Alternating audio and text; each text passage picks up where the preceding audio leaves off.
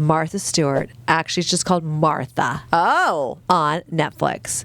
So this is sort of the first documentary that she has participated in and sat with, and she was struggling, like, who do I trust to tell my story? Both the previous one I talked about, Breath of Fire, and this one. And I brought this point up in previous documentaries. It's what we now have is such archival footage to pull from to fill out these documentaries. It's amazing. And then they use other animations and other interviews and just all the devices. They're so much richer, okay? So she actually participated and sat down and did like a direct interview with the director, who is J.R. Cutler. You may know him. He did an Elton John documentary, Billie Eilish. I did watch this one, which is The Big Vape, The Rise and Fall of Juul, about the vape pens. And he's a pretty active director, producer in the documentary world. So Martha is really an in-depth look about the rise from the very humble beginnings of basically being a housewife to a caterer to now what is a $1 billion brand. Yeah. And the bumps in the roads that happen along that path. I'll give you some of the big surprises or takeaways. So really in her family, her dad was like her hero. He was very hardworking, the love of the garden, and a lot of things that she now holds as dear to her are elemental to both her upbringing and her father. So when she told her father that she was going to get married, he slapped her across the face. What? Why? I think he wasn't the right religion or the right type of person because he was Jewish. So his dad was basically being a bigot. But Martha, who, listen, I bought her first cookbook, and Entertaining was, I think, was the title. And her recipes were always like, oh my God, how many ingredients? This is insane. And I went to cooking school and it was still like, this is insane. But she's always been inspirational, right? So even if you took some of it from her, like the way she lived her life was very aspirational, not achievable for most people. And social media has only perpetuated that in a very unhealthy way, to be honest with you. But okay. So she's going to Barnard and he's going to Yale, and he's a law student. And one of the comments was like, he had an American Express card, and she was very impressed by that. So she was just like sold on him. So I think the father was very against her marrying a Jewish man. But they wedded in 1961, and off they went to begin a happy life together, or so we thought. So on her honeymoon, it was so weird. I've heard this before. They went on like a honeymoon for like almost 6 months or something. Like it's traveling Europe, and it's like really like the world would allow you, like, because, and this is the times, you were not having premarital sex usually because birth control wasn't even really available. And so you got met and married very quickly. So the honeymoon period was truly go off and get to know each other in every sense without anybody else, impacting or influencing it. So if you were lucky, you took off on a world tour to get to know your husband's penis. No. I don't know. I was just crazy, right?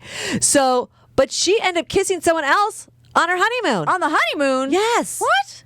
Yeah, she just kind of like, is a handsome dude or something. She's like, okay, so the marriage is off to a great start, okay? And then when she has her one daughter, she realized that, like, she did not have, like, a total maternal instinct. And what's interesting about her daughter, her and her best friend went on years later to do, it's called, like, Oh, Martha something. And they would do a watch down where they would watch an episode of her old TV show. Oh, really? And basically, like, rip on her. It was actually brilliant. And that's what, listen, there is something to be said about being humbled, okay? And Martha was humbled through what comes about later when she is prosecuted for basically stock manipulation and things like that. And has sent to prison. go to jail, right. yeah. So her daughter being able to make fun of her was a good sign of, like, she's not as tough as you think she is. And she was unfaithful to her husband. She admits this in the documentary. And I don't know if it was the time or she was so busy catering and meeting people, and her husband were growing farther and farther apart. And when she had the right hand, like, woman in her catering company, basically is the one that, I don't want to say steals her husband, because no one can be stolen unless they want to be, or you can't really have an affair unless both parties are in agreement. So, their marriage, her and Andy's marriage, was like very much like being pulled apart by her success.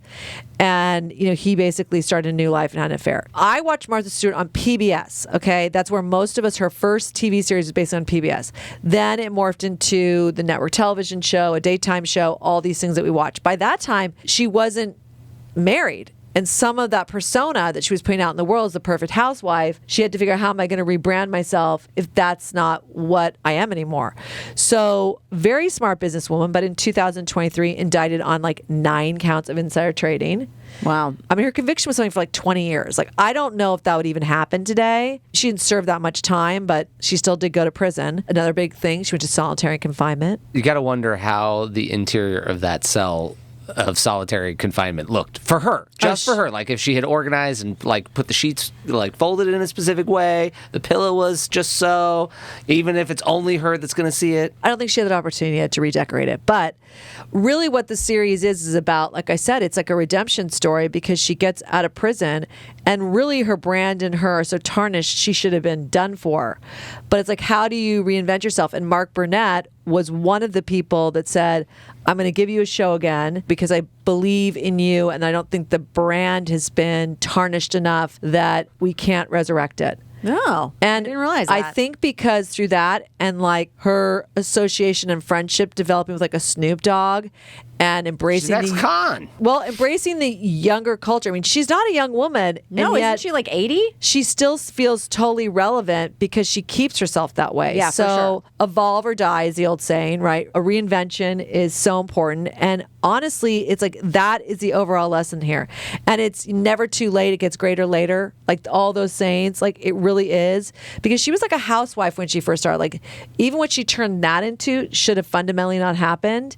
And then to have the conviction in the middle of like the height of her career, should have not really been able to come back from that.